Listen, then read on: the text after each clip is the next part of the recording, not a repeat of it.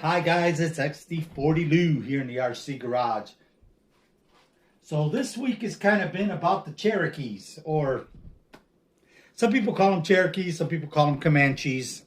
I don't think, I don't know. I don't really care. I'm not that technical.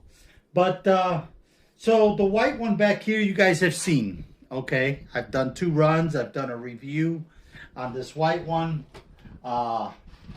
And I guess what I'm doing is I'm kind of getting them out. And these are cars that I don't run a whole lot. And I should be running them a lot more often.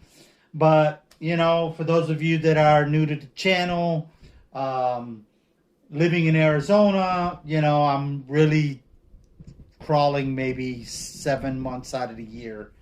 The other 5 months I'm inside because of the heat. And I'm working on them and building them. So this is a custom built one. This one here. And again, I've done a review on it, so I don't want to spend too much time on it. But it's all aftermarket products that I basically put the car together with all aftermarket, like Injora, a lot of Injora stuff. Anyhow, let me get rid of it because I don't want to spend a lot of time on it. So that's that one. And I bought these back when I first started in the hobby. There weren't a lot of hard body options. I've only been in the hobby for, let's see, 2016. And then that car, in 2016, I bought an Axial Wraith. And that was my very, very first car, the one that's called the Poison Spider with the AR-60s. And anyhow, when I got into the hobby, back then, there weren't a lot of body options, you know. There were a lot of Lexan, but not a whole lot of hard bodies. And Injora was kind of like, at least to my experience, okay? I'm always speaking about my experience.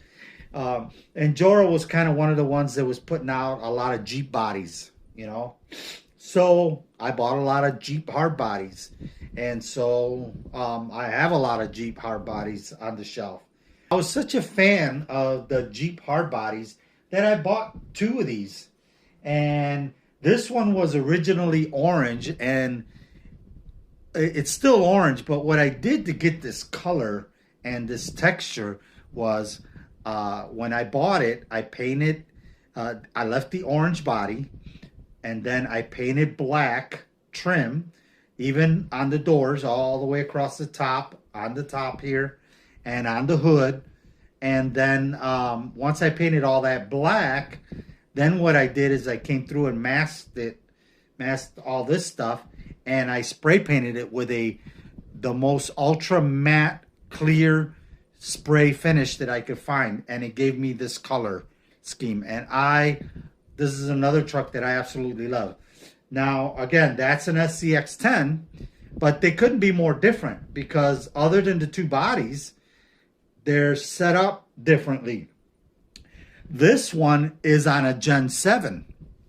Got rid of the Gen 7 body, and I put this one on a Gen 7. Fits wheelbase. Those of you to follow the channel, I'm a stickler for the wheelbase and how they look. But yeah, let's kind of dig into it a little bit, because it's nothing special as far as no expensive electronics. Believe it or not, this has still the original servo. I believe that's still, I think so. I think that's the original servo and the original Gen 7 ESC, because I don't do any competition crawlers or anything fancy like that. So I did replace the rear shocks with shorter shocks, so that, and then I had to cut the shock tower on the Gen 7 shorter so that I could get it on that body, where that setup is totally different over there. On that one, I use, those of you to follow the channel, I like to use servo arms, aluminum servo arms, sometimes for shock towers.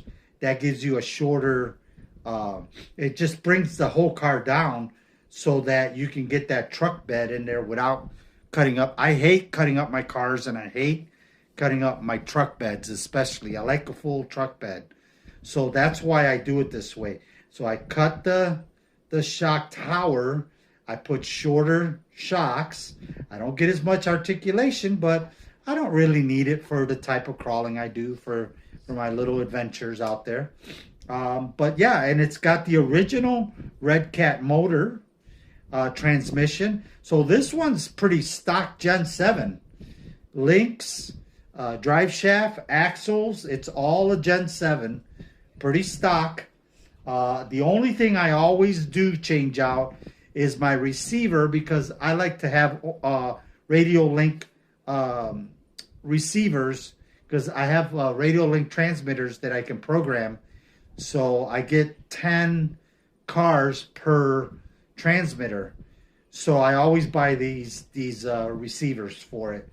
Other than that, she's pretty stock and basic.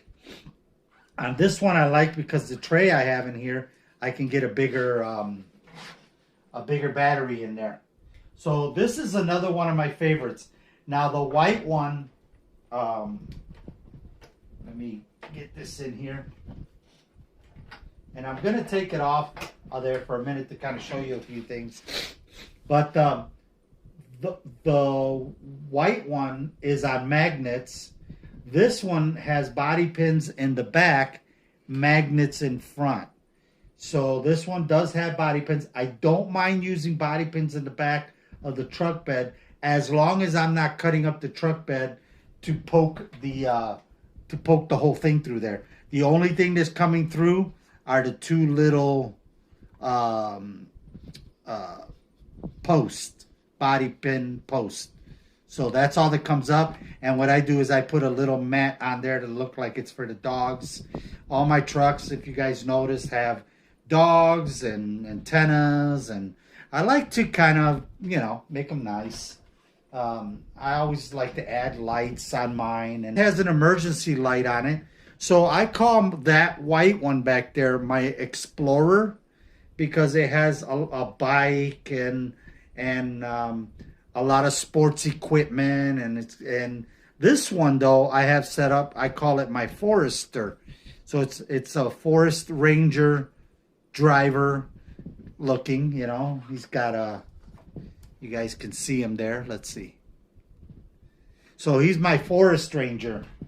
He's got a jacket on, and these are emergency lights up on top. They have a lot of different modes that they light up. I also put a roll bar on the very top, so if it ever rolls, I don't damage that light. It's a nice light. And then it's got a lot of emergency stuff in the back with the two dogs and boots. So yeah, so this one's my Forester Ranger truck, and that's my Explorer. And it actually, these aren't the stock tires, but these are also the stock wheels, the Gen 7 wheels. So just for you newbies, it just goes to show that you can buy one truck body and make different paint schemes with different tires. There's so many options you could use. And again, two different chassis, same body, and your results are, really nice. I mean, I love the black grill on here with the black hood scoop and the black top. So this is another one of my favorites. Unfortunately, I don't drive them as often as I should. So I'm going to take this one out for a couple of days of running, just like I did the white one. And hopefully you guys enjoy the videos. They'll be coming up. I'm going to try to get out tomorrow morning to Saguaro National Forest, because it's finally nice out there. We're in the high 70s, low 70s. So I finally got some great weather, and I want to take advantage and get as much crawling in as possible. And then I'm going to be driving all the trucks this winter. I want to get them all out, and I'll do little reviews on them. These are, let's see, we're 2020, well, almost 2024. These are about, I would say, 5 years old.